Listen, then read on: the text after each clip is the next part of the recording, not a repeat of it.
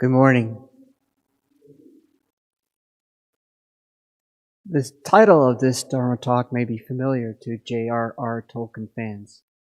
It was the title of the book that Bilbo Baggins wrote, recalling his adventures traveling in Middle-earth with the dwarves. There were many trials and tribulations along the way, but Bilbo gained a new level of maturity, competence, and wisdom. I have been a dedicated Won Buddhist practitioner for 2.5 years now. In some ways, I am like Bilbo. There have been some doubts and questioning along the way. However, as a practitioner, I have gained a new sense of maturity, competence, and wisdom. The practice has taken a big leap forward this fall. I took the Canon 1 course offered by the Won Institute of Graduate Studies.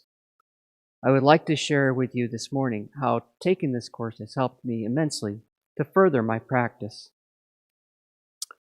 At the first Wednesday meditation session in July, Reverend Jung-Hyun Lee started the session by reminding us that we still have 6 months left in 2020. That was a good time to rededicate ourselves to our practice for the rest of the year. Her words resonated with me, and I did sincerely choose to find ways to be a dedicated Won Buddhist practitioner. How I chose to dedicate myself to further my Won Buddhist practice was take the Canon 1 course.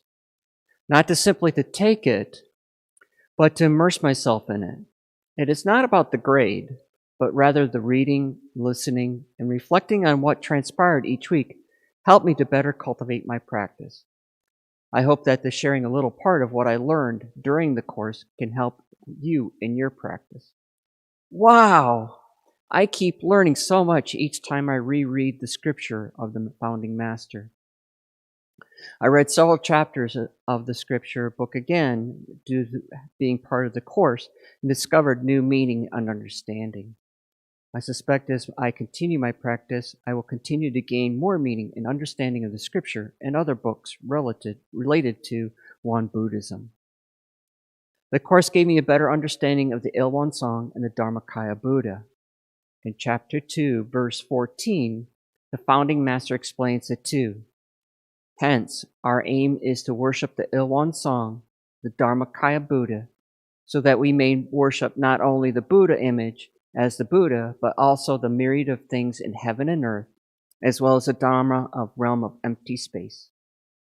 In chapter 2, verse 2, the founding master explains why we worship the two. However, while the Buddha image manifests the physical form of Buddha, the Ilwon Song manifests the mind essence of Buddha.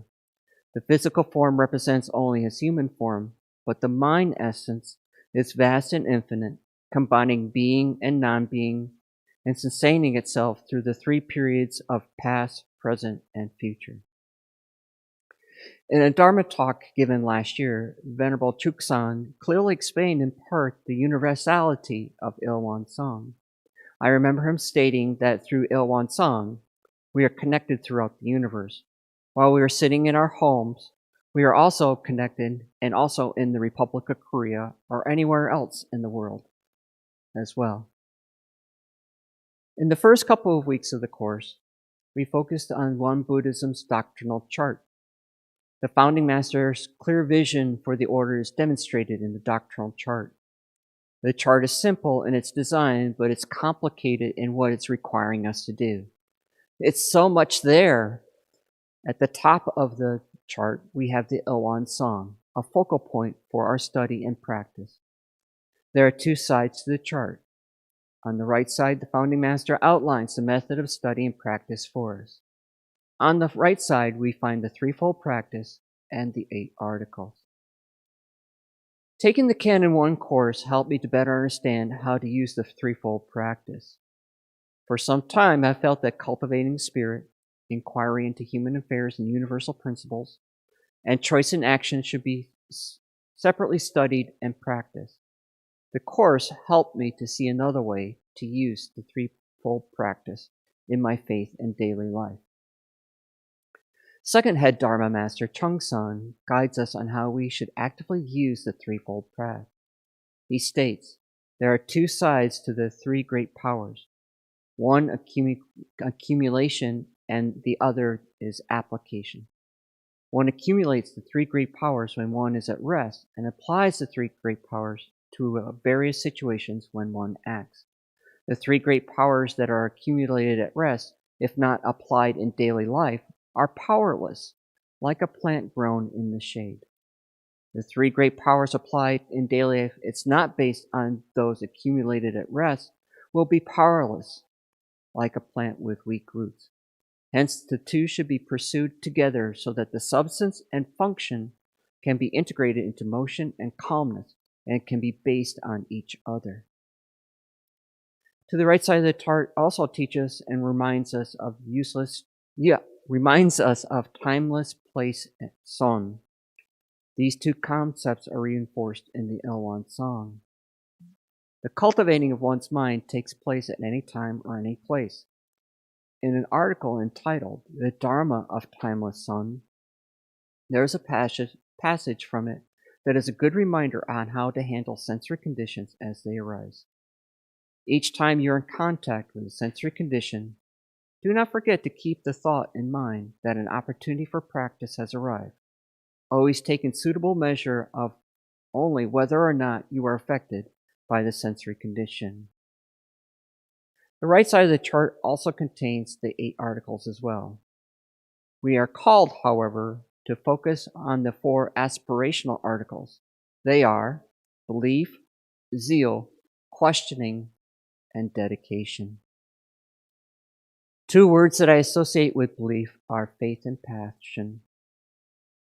Reverend Yu mentioned in a Dharma talk on faith that faith could also be defined as passion. From my perspective, to deepen one's faith, a certain level of passion is necessary to sustain the belief or faith of an individual on their journey. This is how this relates to me. Before I became a Won Buddhist practitioner, I had been a practicing Protestant for most of my life.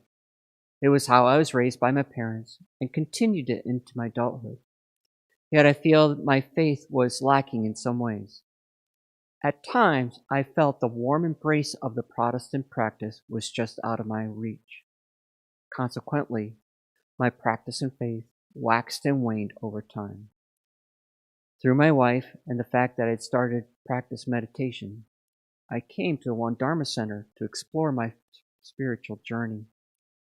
Once I routinely started to attend Dharma services here at the center, I found my passion and drive to continue as a Won Buddhist practitioner was reinforced by my faith in Won Buddhism, and that is the best journey for me at this time and will be for the rest of my life. The founding master helps explain this to me in chapter 10, verse 12. He states, "You too should try to assess the degree of your faith deep in your heart." Although the person was still limited to other power belief and not fully comprehended the fundamentals of truth, he's still able to lead such a life. And yet, if you practitioners who develop in tandem both self-powered and other-powered belief were to find yourselves obstructed by the vicissitudes of life, how can we call that right faith and authentic dedication? I believe the founding master has explained to me why I'm feeling connected to and become faithful to the Won Buddhism rather than some other spiritual practice. I found in Won Buddhism a way to cultivate my self-power and other-powered belief. Let's talk about zeal. Zeal is defined as a great energy or enthusiasm in pursuit of a cause or an objective. Faith provides the passion to give us the energy or enthusiasm to pursue our path as practicing Won Buddhists. That we have to trust our faith to guide us to help avoid being overzealous. Chapter 3, verse 38 of the scripture, the founding master helps me to understand how zeal can foster our dedication. The founding master said, "For practitioners, the moment of great danger occurs when various types of wisdom begin to open. This is because when persons of lesser spiritual capacity begin to acquire a little wisdom, they could lose their dedication to great practice and easily become satisfied with petty wisdom. This speaks to me in this way and demonstrates a connection between zeal and dedication. As one's wisdom grows in Won Buddhism, their zeal, passion, to continue their study, reflection, and learning must grow as well. With a strong sense of right zeal, one will continually dedicate themselves to grow in their wisdom as a practitioner. Questioning is next. Faith gives us the passion to continue to ask questions and to sustain our faith when we may question it. The founding master helps us to understand why 4 articles are connected. In chapter 3, verse 43, he states, "Therefore the proper sequence is, first, after making a great vow, great belief arises. After great belief, great zeal. After great zeal, great questioning. After great questioning, great dedication. And only after great dedication will a great awakening occur." I'm not sure about the order in which its states must be strictly adhered to. I can see where belief, zeal, and dedication help to keep someone motivated to ponder a great question or koan. Questioning in return can help sustain our faith, zeal, and dedication as a Won Buddhist practitioner. A common Zen koan is, "What is this?"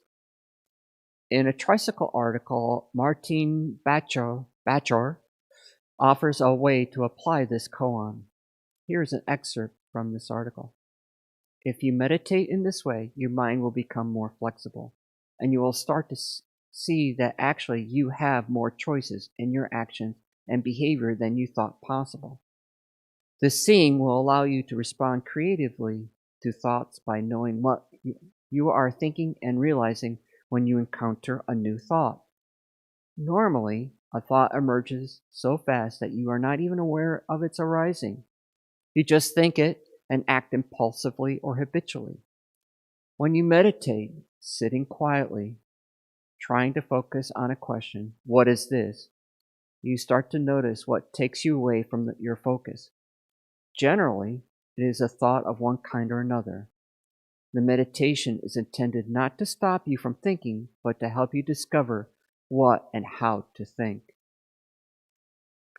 Let us now talk about dedication. In Thunderous Silence, Reverend Yu offers one passage that stood out for me that is this. "Initially, our practice is a struggle. We must fight against our tenacious habits, yet as time passes, our practice becomes more natural and effortless. What this says to me is that we need to dedicate ourselves to monitor our habits and change those that are impeding our progress.